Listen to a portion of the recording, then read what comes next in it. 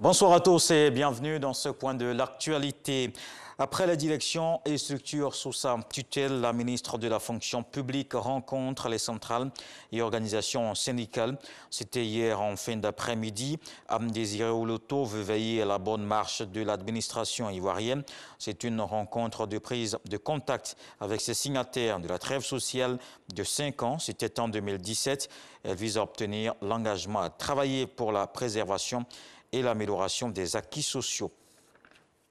Il se tient à Abidjan une formation régionale sur la destruction par la découpe des armes et la gestion électronique des stocks. Des experts venus de 15 pays de la CEDEAO vont mener des réflexions sur cette méthode. Ils vont également se pencher sur les principaux défis en matière de gestion de ces armes dans la sous-région. Abou Sanogo. 52 experts venus de 15 pays membres de la CEDEAO en charge de la gestion des stocks d'ALPC, armes légères et de petit calibre, renforcent leur capacité sur la destruction par la découpe des armes et la gestion électronique des stocks. Une formation qui leur permettra d'acquérir des connaissances pratiques pour améliorer la sécurité physique et la gestion des stocks d'armes sur la base de la feuille de route de la CEDEAO afin de promouvoir la mise en œuvre effective de l'article 16 de la Convention sur les armes légères et de petit calibre. Si elles sont contrôlées dans un espace et que dans les espaces voisins, elles ne sont pas contrôlées, tout l'effort tombe en ruine. C'est pour cela que nous faisons venir toutes les commissions pour renforcer ensemble leurs capacités. Cette formation est organisée par la commission de la CEDEAO en collaboration avec la Commission nationale ivoirienne pour le contrôle des armes légères. Les modules sont clairement définis et élaborés pour combler le manque de connaissances en inculquant les normes internationales en matière de gestion des armes et des munitions.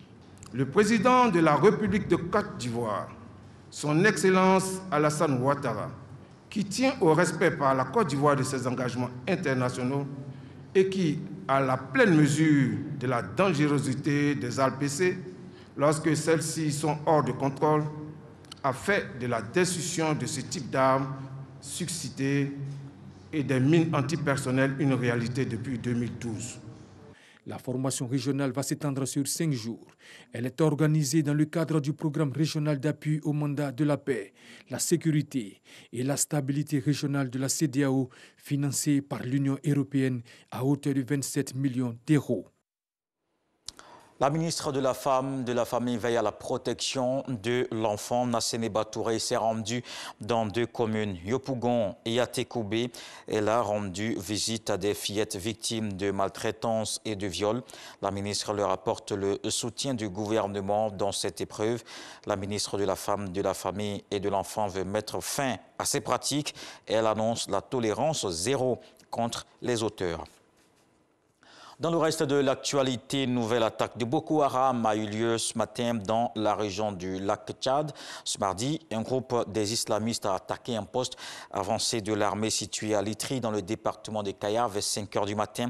Au moins 12 militaires tchadiens et quelques civils ont été tués alors que 40 combattants de Boko Haram ont également perdu la vie. Au Burkina Faso, le Premier ministre espagnol Pedro Sánchez confirme la mort de ces 2 ressortissants portés disparus à Madrid. Le Sénat a observé une minute de silence après l'annonce de la mort de 2 journalistes espagnols au Burkina Faso. Ils avaient été enlevés avec un Irlandais et un membre des forces de défense et de sécurité du Burkina par des hommes armés lundi soir. Ils accompagnaient une patrouille anti-braconnage dans l'est du pays. Les assaillants ont aussi blessé 3 autres personnes et mis la main sur du matériel que transportait le convoi, notamment de mitraillettes, un drone et 12 motocyclettes. Une des principales factions rebelles de Birmanie s'est emparée ce mardi d'une base militaire près de la frontière thaïlandaise, ce qui fait craindre un nouveau cycle de violents affrontements avec l'armée. Les tensions entre les militaires et certains des groupes ethniques armés du pays se sont amplifiées depuis le putsch du 1er février qui a renversé Aung San Suu Kyi. Lors de ces affrontements, juste avant le lever du soleil, les soldats Karen se sont emparés d'un camp militaire birman. Plusieurs soldats de l'armée régulière abattus et une réserve d'armes à feu confisquée. Voilà pour le flash. Tout de suite à suivre les infos régionales. Je vous donne rendez-vous à 20 h.